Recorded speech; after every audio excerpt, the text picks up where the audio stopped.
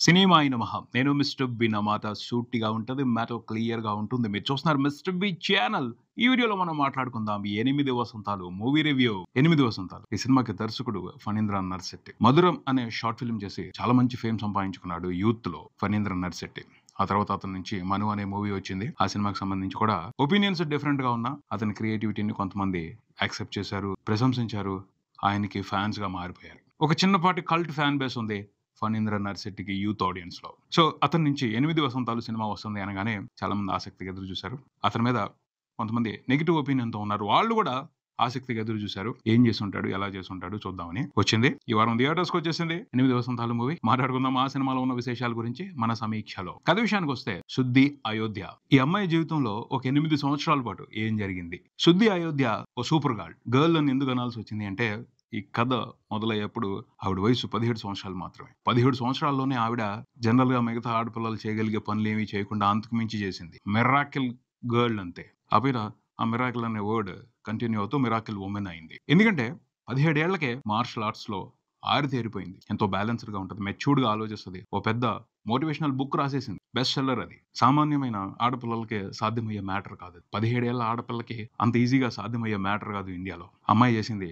So, అది ఖచ్చితంగా special మ్యాటరే. అందుకనే 'శుద్ధి అయోధ్య' ఓ మిరాకిల్ గర్ల్. అలాంటి మిరాకిల్ గర్ల్ జీవితంలో ఒక 8 సంవత్సరాల పాటు ఏం జరిగింది? ఏం జరుగుద్ది? జీవితం పాస్ అవుతది అని అనుకోవచ్చు కాదు. ఆ 8 సంవత్సరాల్లో ప్రేమ అనే మ్యాటర్ ఉంది. ప్రేమ అనే మ్యాటర్ మూలంగా 'శుద్ధి అయోధ్య' జీవితంలో ఎలాంటి పరిణామాలు చోటు చేసుకున్నాయి? వాటి గురించి కవితాత్మకంగా వివరించే ప్రయత్నం చేశారు ఫణీంద్ర నర్శెట్టి. అదే ఈ సినిమా. విశ్లేషణ విషయానికొస్తే ఒక మాట మాట్లాడుకోవాలి. ఒక మంచి మాట చెప్పాలనిపిస్తుంది అందరికి. ప్రగల్భానికి, వాస్తవానికి చాలా తేడా ఉంటది. ప్రగల్భం అంటే ఏంటో తెలుసా? మహాభారతంలో ఉత్తర కుమారుడు అనే క్యారెక్టర్ ఉంటది. ఆ క్యారెక్టర్ ఏదైనా పని చేయడానికి సంబంధించి ఇంట్లో వాళ్ళ ముందు తన దగ్గర పని చేసే వాళ్ళ దగ్గర నేను అలా చేసేస్తాను, ఇలా చేసేస్తాను, కొండని పిండి చేసేస్తాను, కౌరవులందరినీ ఓడించేస్తాను. నా ముందు ఎంత పెద్ద సైన్యం అయినా సరే దిగదుడిపే చూసుకుంటాను వాళ్ళని. ఈ అస్త్రంతో కొడతాను, ఆ అస్త్రంతో కొడతాను అని ఒకటే మాటలు. వాటిని కోతలంటారు. ఉత్తర కుమారుడు ప్రగల్భాలు అని అంటారు. అదొక సామెత అయిపోయింది. ఎందుకంటే అతని క్యారెక్టర్ అలాగే ఉంటది. మాటలు మాత్రం కోటలు దాటిస్తాడు. మ్యాటర్‌లోకి దిగిన తర్వాత పారిపోతాడు. భయపడిపోతాడు. నా వల్ల కాదు బాబోయ్ అంటాడు. సో, ఉత్తర కుమారుడి ప్రగల్భాలు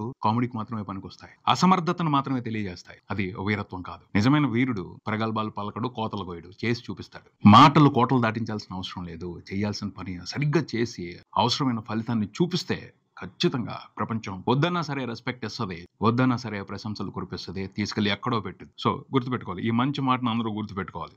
ఎందుకు చెప్తున్నాను అంటే రాజమౌళి ఉన్నారు. ఆయన కోతలు కోయరు. ప్రగల్భాలు పలకరు. చేసి చూపిస్తారు. ఆ మనిషిని చూసి అసలు ఎక్స్‌పెక్ట్ చేయగలుగుతామా? ఇంత పెద్ద అద్భుతాలు చేస్తాడు అని. కానీ అందరూ నోరు మూసుకొని అంగీకరించాల్సిందే. ఎందుకంటే ఆయన పని కనపడద్ది. ఆయన చేసి చూపిస్తాడు. స్పీల్‌బర్గ్, జేమ్స్ కెమెరాన్ అలాంటి వాళ్ళు షాక్ అయ్యారు ఆయన పనితనాన్ని చూసి. అది గొప్ప. అది చేసి చూపించడం అంటే. ఇక విశ్లేషణలోకి వద్దాం. 8 వసంతాలు. ఈ సినిమా చాలామంది కవితాత్మక ప్రేమ కథ అని చెప్పారు. కవిత్వంలో కూడా చాలా రకాలున్నాయి. కట్టిపడేసే కవిత్వాలు, మనసుని కదిలించేసే కవిత్వాలు, మర్చిపోకుండా చేసే కవిత్వాలు. అంటే ఒక భావాన్ని, ఓ భావోద్వేగాన్ని మన మనసులో రేకెత్తించే దాన్ని మర్చిపోనివ్వకుండా చేస్తాయి. డిస్టర్బ్ చేసేస్తా ఉంటాయి. అది కవిత్వం యొక్క గొప్పతనం. అలాంటి కవిత్వం అయితే ఈ సినిమాలో లేదు. నిబ్బి కవిత్వమే ఉంది అని చెప్తాను నేనైతే. అంటే కట్టిపడేసే ఒక రకమైన కదిలించేసే కవిత్వం లేదు. కవిత్వం అంటే తెలియని వాళ్ళు ఇందులో ఉన్న కవిత్వాన్ని ఎంజాయ్ చేస్తారేమో, గొప్పది అనుకుంటారేమో కానీ జస్ట్ బేసిక్ లెవెల్ ఆఫ్ కవితాత్మక ఎక్స్‌పీరియన్స్ మాత్రమే ఈ సినిమాలో కనిపించింది అని చెప్తాను నేను. కాకపోతే విజువల్స్ బాగున్నాయి. మంచి లొకేషన్స్ తీసుకొని, మంచి సెటప్ చేసి, విజువల్స్‌తో ఈ కథను చెప్పే ప్రయత్నం చేశారు. డైరెక్టర్‌కి, సినిమాటోగ్రాఫర్‌కి మధ్యన ఒక మంచి కోఆర్డినేషన్ కుదిరింది. వాళ్ళిద్దరూ కలిసి విజువల్స్‌ని మాత్రం చాలా అందంగా చూపించారు. అక్కడి వరకు బాగుంది. అంతేగాని కవితల్లోనూ, ఆ కవిత్వంలోనూ అవసరమైన స్ట్రాంగ్ డెప్త్ ఉంది అని అయితే నేను చెప్పను. బేసిక్ లెవెల్ ఆఫ్ మ్యాజిక్ మాత్రమే ఉంది. సూపర్ స్ట్రాంగ్, ఇంట్రెస్టింగ్, ఇంప్రెసివ్ వ్యవహారం అయితే లేదనే చెప్తాను నేను. ఫస్ట్ హాఫ్‌లో ప్రేమ కథ కొంతవరకు బాగానే ఉంది. కాకపోతే ఆ ప్రేమ కథలో కూడా కొన్ని డిస్టర్బెన్స్‌లు ఉన్నాయి. ఏంటంటే వాళ్ళు మెచ్యూర్డ్ లవర్సా? నిబ్బా-నిబ్బి లవర్సా? ఈ విషయానికి సంబంధించి కన్‌ఫ్యూజ్ అవుతూనే ఉంటాం. ఎందుకంటే కొన్ని సార్లు నిబ్బా-నిబ్బిలాగా బిహేవ్ చేస్తా ఉంటారు. ఓకే అనుకుంటాం. ఎందుకంటే వాళ్ళ వయసు అలాంటిది. 17-19 సంవత్సరాల లోపల జరుగుతా ఉంటది ఆ లవ్ స్టోరీ. సో, చిన్న పిల్లలదే అనుకోవాలి. కానీ మాట్లాడే మాటలు చూస్తుంటే మెచ్యూర్డ్ 40 ఏళ్ళు, 50 ఏళ్ళోళ్ళు మాట్లాడినట్టు మాట్లాడుతా ఉంటారు. ఇదెట్టారా? క్యారెక్టర్ ఫ్లిప్ అవుతా ఉంటది. ఒకసారి మెచ్యూర్డ్‌గా ఆలోచిస్తా ఉంటారు. ఒకసారి వాళ్ళ వయసును బట్టి నిబ్బా-నిబ్బిలాగా ప్రవర్తిస్తా ఉంటారు. ఇది కన్విన్సింగ్ అనిపించదు. డిస్టర్బ్ చేసింది. ప్రాపర్‌గా లేదే, ప్రాపర్‌గా సింక్ అవ్వట్లేదే వ్యవహారం అని కాస్త డిస్టర్బెన్స్ అనిపిస్తది. ఆ పైన ఇంటర్వెల్ అదిరిపోయింది. ఇంటర్వెల్ సీన్ ఒక్కటి మాత్రం సూపర్‌గా రాశారు. సూపర్‌గా తీశారు. అది కదా కావాల్సింది సినిమా అంతా అని అనిపించింది. చాలా బాగా డిజైన్ చేశారు. అక్కడ క్యారెక్టర్స్ కూడా చాలా స్ట్రాంగ్‌గా పెర్ఫార్మ్ చేశాయి. 'శుద్ధి' అసలేంటి అమ్మాయి అనేదాన్ని చాలా బాగా ఓపెన్ చేసి చూపించారు. కానీ అదే వ్యవహారం సినిమా అంతా ఉండాలి. ఆ క్యారెక్టర్‌కి సంబంధించి అలాంటి మూమెంట్స్ సినిమా అంతా పడాలి. అప్పుడు ఓ సాలిడ్ ఇంప్రెషన్ వస్తది. అది లేదు. మాట్లాడితే 'గీతాంజలి' పాటల క్యాసెట్ చూపిస్తా ఉంటారు. దాని నుంచి ఇన్‌స్పైర్ అయ్యి మంచి పాటలు ఒక 6 పెట్టున్నట్టయితే చాలా వరకు ఈ సినిమా సేఫ్ అయిపోయేది. డిస్టర్బ్డ్ ఫీలింగ్ ఉండేది కాదు. తెలివిగలోళ్ళైతే ఆ పని చేసేవాళ్ళు. 'హిషామ్' ఉన్నాడు చేతిలో. మంచి మ్యూజిక్ ఇస్తాడు. మాటలు కవిత్వంతో కాదు, పాటలతో కూడా ఈ సినిమాని చెప్పున్నట్టయితే చాలా వరకు చాలా మంచి ఇంప్రెషన్ వచ్చుండేది. కానీ నో. పాటలతో కాదు, మాటలతోనే చెప్పాలి అనేసి ఒక రకమైన అడ్వాంటేజ్ తీసుకొని కొంతవరకు ఆడియన్స్‌ని బలవంత పెట్టే ప్రయత్నం చేశారని చెప్పాలి. అది ఎంతమందికి కనెక్ట్ అవుద్దో చెప్పలేం. చాలా లిమిటెడ్ ఆడియన్స్‌కి మాత్రమే కనెక్ట్ అవుద్ది.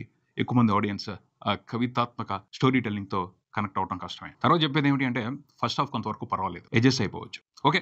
పర్వాలేదు. 'సుధి అయోధ్య' క్యారెక్టర్ బావుంది. ఆ హీరో బాగున్నాడు. వాళ్ళిద్దరి మధ్యన లవ్ స్టోరీ బాగా నడిచింది. ఇలా కొన్ని మూవ్‌మెంట్స్ ఉన్నాయి. వాటిని పట్టుకొని ఫస్ట్ హాఫ్‌ని ఏదో రకంగా అడ్జస్ట్ చేసుకోవచ్చు. బట్ సెకండ్ హాఫ్ మాత్రం ఎట్టి పరిస్థితుల్లో అడ్జస్ట్ చేసుకోలేని పరిస్థితి. సెకండ్ హాఫ్ చూస్తుంటే ఒకటే అనిపించింది. ఈ డైరెక్టర్‌కి ఎవరి మీదన్నా కోపం ఉందా? ప్రతీకారం తీర్చుకుంటున్నాడా అని. ఫోర్స్‌ఫుల్‌గా ఉంది. ఎక్కడా ఇంట్రెస్టింగ్ మూమెంట్సే లేవు. ఇంత డల్ మూమెంట్స్ పెట్టుకొని ఏం చేద్దాం అనుకున్నాడు? ఎలా చెప్పాలనుకుంటున్నాడు ఎఫెక్టివ్‌గా ఈ కథ అని ఆశ్చర్యం అనిపించింది. క్యారెక్టర్స్ అన్నీ డల్ అయిపోయాయి. ఎక్కడా ఒక మంచి మూమెంట్ పడదు. ఆర్టిఫిషియల్‌గా అనిపించే సీన్స్, సిట్యుయేషన్స్ చూపెట్టి మొహమాట పెట్టడం, బలవంతం చేయడం. అందులోనే ఏదో గొప్ప ఉందన్నట్టు ప్రెజెంట్ చేసుకుంటూ వెళ్ళటం మాత్రం ఫోర్స్‌డ్‌గా అనిపించింది. 'సుధి అయోధ్య' ఆ అమ్మాయి క్యారెక్టర్ చూస్తే రజనీకాంత్‌ని చూస్తున్నట్టే అనిపించింది. అంటే రజనీకాంత్ మాదిరి హీరోయిజం ఎలివేషన్స్ సెట్ చేశాడు. బావుంది.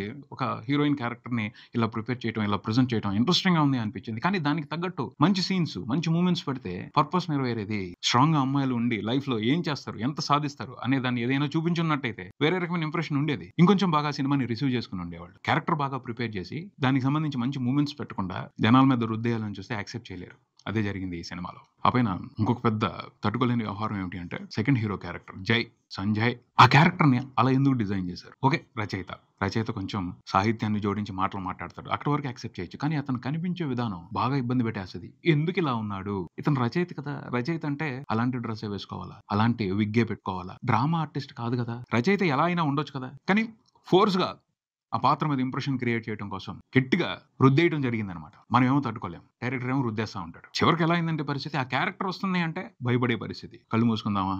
అసలు వినొద్దా ఆ మాటలు? ఆ రకమైన పరిస్థితిని తీసుకొచ్చారు. ప్రెజెంటేషన్ కరెక్ట్‌గా లేదు. ఫోర్స్‌డ్‌గా ఓవర్ డ్రామాని క్రియేట్ చేసి ఆ క్యారెక్టర్‌కి సంబంధించి రుద్దేస్తున్నట్టు అనిపించింది. అడ్జస్ట్ అవ్వడం చాలా కష్టమైంది. అది సెకండ్ హాఫ్‌లో చాలా పెద్ద డిస్టర్బెన్స్. క్లైమాక్స్‌లో చాలా పెద్ద స్టోరీ రివీల్ చేశారు. ఒక సస్పెన్స్ మ్యాటర్‌ని రివీల్ చేస్తున్నట్టు రివీల్ చేశారు. అది కూడా ఇంప్రెసివ్‌గా లేదు. ఎందుకంటే సెకండ్ హీరో క్యారెక్టర్ మీద ఇంప్రెషన్ క్రియేట్ అవ్వలేదు. అతను ఎంత చెప్పినా అతని ఫీలింగ్ కనెక్ట్ అవ్వట్లేదు. సో అది ఫెయిల్ అయింది. కంప్లీట్‌గా ఫెయిల్ అయింది. అది ఫెయిల్ అయింది అంటే ఇంకా మీనింగ్ లేదు సినిమా ఎండింగ్‌కి. తర్వాత ఓ ఫైట్ సీన్ పెట్టారు. 'సుధి అయోధ్య' వారణాసి తీసుకెళ్ళి మరి. ఎందుకు ఆ ఫైట్? అవసరం ఏమిటి? తెలీదు. నేను ఫైట్‌లు కూడా తీయగలను. నా హీరోయిన్ ఎంత బాగా ఫైట్ చేయగలదో చూడండి అని బలవంతంగా చూపెట్టినట్టు అనిపించింది. ఆ ఫైట్ కూడా పెద్ద ఇంప్రెసివ్‌గా ఏమీ లేదు. ఇంట్రెస్టింగ్‌గా ఏమీ లేదు. స్పెషల్‌గా ఏమీ లేదు. పెట్టారంటే పెట్టారంతే. భానురెడ్డి ఇతను మాత్రమే బాగున్నాడు. 'సుధి అయోధ్య' ఫస్ట్ లవ్ చాలా బాగున్నాడు. అతనే ఈ సినిమాకి best highlight. Visuals first highlight. Music second highlight. మూడో హైలైట్ భానురెడ్డి. తర్వాత 'సుధి అయోధ్య' పాత్రలో కనిపించిన అనంతిక. అమ్మాయి బావుంది. క్యారెక్టర్ పరంగా చాలా కష్టపడింది. చేసింది. కాకపోతే సెకండ్ హాఫ్‌లో ఆ క్యారెక్టర్ గోల్ కరెక్ట్‌గా లేకపోవటం, రొటీన్‌గా సీన్స్ ఉండడం మూలంగా తేలిపోయింది. కొన్ని మిస్‌కాస్టింగ్‌లు జరిగినాయి. దర్శకుడి చాయిస్. తను పెట్టుకున్న ఆర్టిస్టులతో అవసరమైన డ్రామానైతే క్రియేట్ చేయలేకపోయారు. అవసరమైన ఇంపాక్ట్ అయితే ఇవ్వలేకపోయారు. మొత్తంగా 8 వసంతాలు. ఈ సినిమా గురించి చెప్పేదేమిటి అంటే సినిమాలో ఉన్న కంటెంట్‌తో అడ్జస్ట్ అవ్వడం కష్టం. అయినప్పటికీ చూడండి. మీ ఓన్ రిస్క్‌తో సినిమాని చూడండి. సినిమాని చూడటానికి థియేటర్‌లో కూర్చున్న తర్వాత మీరు చేయాల్సిన సాహసాలు మీకుంటాయి. వాటికి సిద్ధపడి ఈ సినిమాని చూడటానికి థియేటర్స్‌కి వెళ్ళండి. ఇదే ఇక్కడికి మరో వీడియోతో మళ్ళీ కలుద్దాం. ఈ వీడియో మీకు నచ్చితే లైక్ చేయండి. మీ ఫ్రెండ్స్‌తో షేర్ చేసుకోండి. మీ అభిప్రాయాన్ని కామెంట్ చేయండి. ఈ ఛానెల్‌ని సబ్స్క్రైబ్ చేయండి. నేను Mister B. Keep watching Mister B channel. Thank you.